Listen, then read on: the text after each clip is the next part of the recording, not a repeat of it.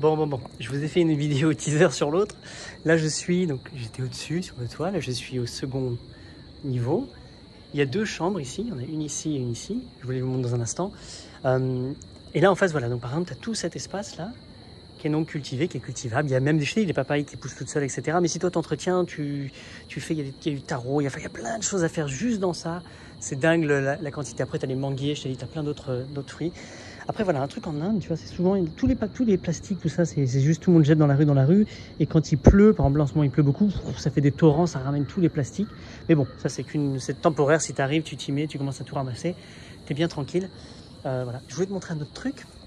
Donc là, il y a les deux chambres. Il y a, pareil, il y a encore deux autres grandes chambres en bas, en dessous. Ça fait même, ça fait deux gros appartements. Là, sur le côté, tu vois, pareil, tout cet espace, en fait, c'est un propriétaire, mais il vient jamais, il n'entretient pas. Et de temps en temps, il y a des gens qui viennent qui mettent leurs chèvres. Mais donc, il y a plein de choses qui poussent déjà. Tu vois, je dis encore des papayers, des manguiers, des trucs comme ça. Et toi, tu as juste venir à entretenir. Là, tu te fais un super jardin comme tu veux. Tu fais pousser ce que tu veux, toute ta nourriture, c'est trop bien. Tu as une autre plateforme ici, tu en as un petit peu partout.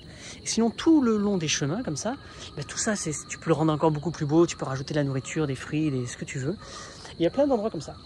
Je te montrerai aussi, il y a un autre endroit là-bas où il y a un grand centre avec un gros toit couvert, par exemple pour faire le centre du yoga. Et donc on louerait le dessus, soit tout le centre, soit juste la location du toit. Et je vais te montrer un peu, tu vois, donc par exemple ce genre de maison, il y a plein de petits espaces comme ça que eux ils cultivent à leur façon. Alors j'imagine que toi, si tu es un jardinier et que tu adores, bah, juste ça tu le transformes dans un truc de dingue. Après voilà, ils ont 2-3 piments, des petits trucs. Enfin, c'est pas vraiment c'est pas optimum comme nous on peut envisager le jardin. Mais voilà, tu as d'autres petits lieux. Et sinon tu as des fleurs, tu as des trucs dans tous les sens. Et là tu te balades et tu peux replanter de la papaye, des cocos, ce que tu veux. Enfin voilà. Donc ça c'est le genre de lieu que par exemple moi si j'arrivais ici, là je vais pas le faire parce que je repars aux États-Unis.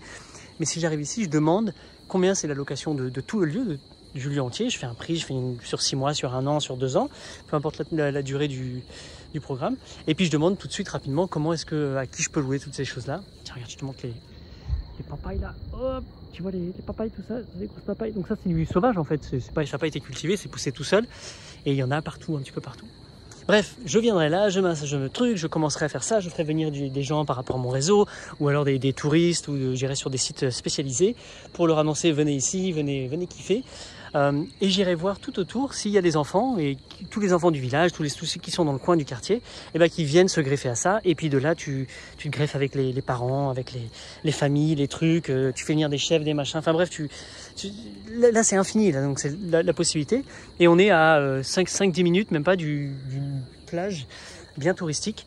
Donc il y a du passage, donc c'est facile, l'accès en bus, il y a un aéroport pas très loin, etc. Voilà. Et ça, c'est le genre de truc qu'on peut faire. Alors moi, quand je viens, je reste quelques mois, ça dépend. Et je suis resté 9 ans au monastère, hein, quand même. Mais généralement, je reste 6 mois, 1 an maximum avec pour les visas.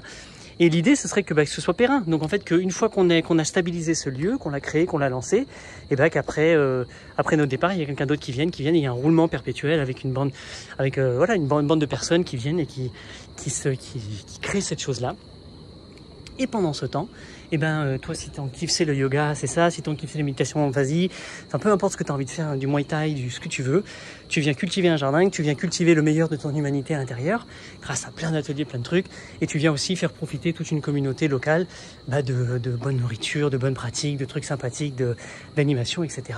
Et il y a des animaux, tu vois, un petit chat. Il y a plein d'animaux en mauvais état. Salut le vieux déjà.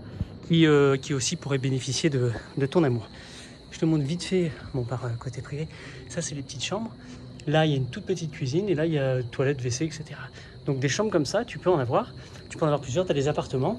Donc ça veut dire que par exemple, si vous faites équipe, soit tu transformes ça en dortoir, soit toi tu habites là, tu as ton indépendance, moi j'habite là, j'ai mon indépendance, et on collabore sur un projet commun, etc. Voilà. Bon, je te montrerai peut-être d'autres vidéos, mais c'est ce genre de potentiel, il est un petit peu partout dans le monde. Et je pense que tu as juste à y aller et kiffer. L'avantage en Inde, c'est qu'en fait, tout va pousser vachement plus vite. Donc, tu vas avoir des cycles accélérés. Donc, tu n'as pas obligé d'attendre des années. Ça va très, très vite. C'est toute l'année que tu peux cultiver, faire pousser des choses.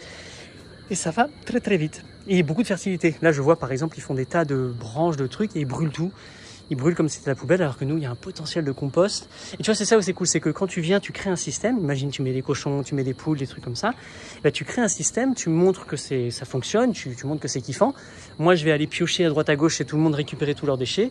Et après, ils vont vouloir forcément, si ça marche, puisque ça marche, ils vont vouloir émuler ça, ils vont vouloir le reproduire. Et bien, on peut continuer et puis envahir plein de petites parcelles et puis remettre encore plus de nourriture dans tout le système.